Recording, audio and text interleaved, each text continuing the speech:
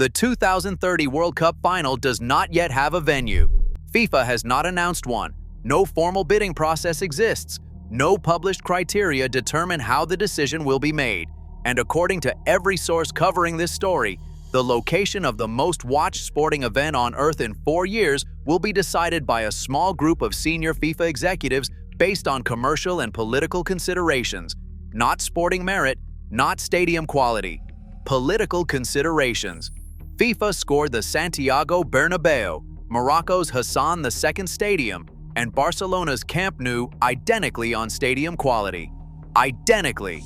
All three received the same score, which means the tiebreaker, the thing that decides where the 2030 World Cup final is played, is politics. And right now, the politics are being run by a man who is fighting for his political survival.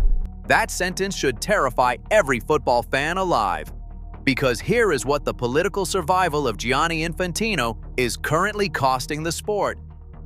Infantino is trying to keep his job. Every action he has taken since UEFA voted 55-0 to boycott the next World Cup, the crisis meeting in Morocco, the 7 hours of talks, the alliance with Africa, the public reconciliation with his own Secretary General, has been designed to secure the votes he needs to win the FIFA presidential election in March 2027. That election will be held at the FIFA Congress in Morocco. And according to The Times, during his crisis visit to Rabat, Infantino allegedly promised Morocco they could host the 2030 World Cup final at the new Hassan II Stadium in Casablanca, on the condition that Morocco publicly back him amid the mounting pressure calling for his removal. FIFA denied the report immediately, calling it false and misleading. But the story did not come from nowhere, and the detail that makes it impossible to dismiss is not the allegation itself. It is what happened in the days immediately afterwards, because the Santiago Bernabeu reportedly regained its position as the leading candidate for the final.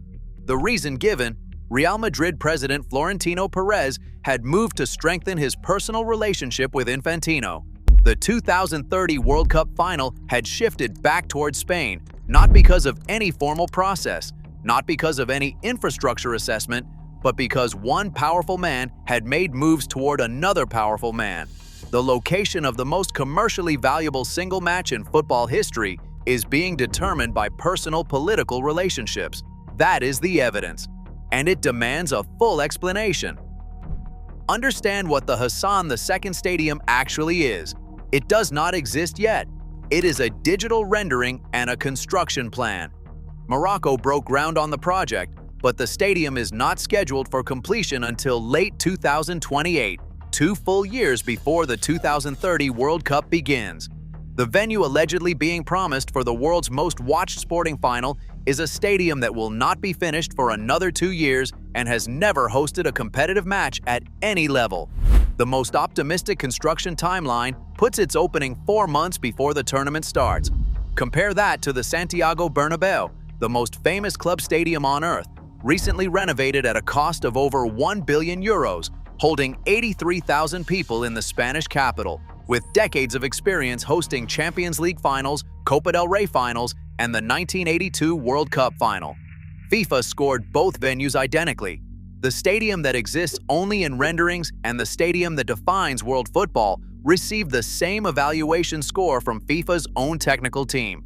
The tiebreaker, the factor that decides which of those two venues host the 2030 final, is, by FIFA's own admission, a decision that will rest with a small group of senior executives. And the senior executive running that group is the man who allegedly promised Morocco they would win the tiebreaker in exchange for political backing. But the full scale of what this means only becomes clear when you connect it to the pattern that already exists. Spain's response to the allegation was immediate and revealed the depth of their alarm. Sports Minister Milagros Tolan said Spain was surprised by the reports. "We are the reigning men's and women's World Cup champions. Spain and Portugal spearheaded the bid for the 2030 World Cup. We have many advantages and strengths." The president of the Spanish Football Federation, Rafael Luzan, was direct. Spain has proven its organizational capacity over many years. It will be the leader of the 2030 World Cup, and the final of that World Cup will be held here. Real Madrid manager Carlo Ancelotti said publicly, "The World Cup final has to be in Madrid, in the Bernabeu, because it will be the best stadium in the world." Spain's prime minister has not met Infantino since a brief visit to New York a full year ago. Morocco's FIFA Council member Fouzi Lekja has declared his continued public support for Infantino throughout the crisis. The contrast in those two relationships, active political engagement from Morocco, diplomatic distance from Spain, maps precisely onto the trajectory of the 2030 final debate. And it connects directly to a pattern this channel's audience has been following across every video in this series. This is not the first time Infantino has allegedly used a future FIFA asset to secure present political support. In December 2025, FIFA invented a prize that had never previously existed, the FIFA Peace Prize, and awarded it to Donald Trump weeks after Trump publicly complained about missing the Nobel Prize. Trump then called Infantino personally during the 2026 World Cup and had Balogun's red card reversed. The U.S. Department of Justice subsequently dropped the decade-long corruption cases against FIFA. The company selected to lead the $20 billion FFE investor deal was founded by the brother of Trump's son-in-law. FIFA opened an office inside Trump Tower. With Trump, the currency was a prize, a red card reversal, and a commercial deal. With Morocco, the alleged currency is the hosting of the most commercially valuable single match in world football. The scale has escalated. The structure is identical. Both are variations of the same transaction, a future FIFA asset in exchange for a current political favor. And the asset allegedly being traded this time is not a peace prize nobody had heard of. It is the match that 2 billion people will watch. The FIFA Congress in Morocco in March 2027 is where Infantino will face re-election. CAF's 54 member associations are his most reliable political base. Every FIFA president since 1974, Havelange, Blatter, Infantino, has built their power on African bloc support because CAF's votes represent more than a quarter of FIFA's 211 member associations.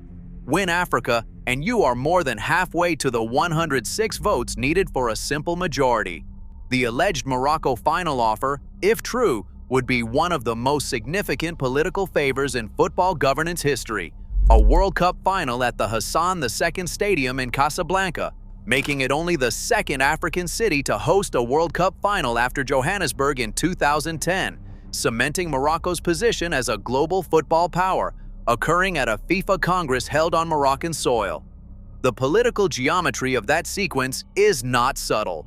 Luis Figo, who called for Infantino's resignation last week, described his overall conduct as the lowest, most deceitful and cravenly self-interested behavior he had witnessed in football. He has lied, deceived, and tried to feather his own nest at the expense of the game he is supposed to serve. He should go, now. Figo was describing the FFE plan, but every word applies to the system the Times is now describing. FIFA's response was categorical. It is untrue and misleading to claim that the FIFA president made any promises regarding the staging of the 2030 World Cup final. That denial is identical in structure to the denial FIFA issued when the Times and Financial Times both reported that Infantino was positioning himself to become commissioner of the FFE entity. Both newspapers stood by their sources. The denial did not kill the story. And the difference between a bribe and a political promise is largely one of documentation. Infantino has held meetings without minutes before, specifically the 3 undocumented meetings with Switzerland's former Attorney General that remain under criminal examination. The same instinct that produced those unrecorded meetings is the instinct the Times is describing in Morocco. FIFA says it never happened. The Times says it did. What is not in dispute is the evidence that sits underneath the allegation. The Hassan II Stadium's candidacy surged when Infantino needed Moroccan political support, then reportedly fell back when Florentino Perez re-engaged with Infantino personally. The 2030 World Cup final location is shifting with the political weather around the man who has the final say over where it is played. That is what the pattern of evidence shows, regardless of whether the specific words alleged by the Times were ever spoken. The congressional deadline, Congressman Raskin's requirement for FIFA to produce documents about the Trump relationship, expires today. Whatever FIFA produces or refuses to produce will tell you whether this organization will submit to any external accountability at all. And the Morocco story tells you what FIFA does when there is no external accountability to submit to. It allegedly decides where the World Cup final is played based on who is publicly supporting the president this week. Subscribe.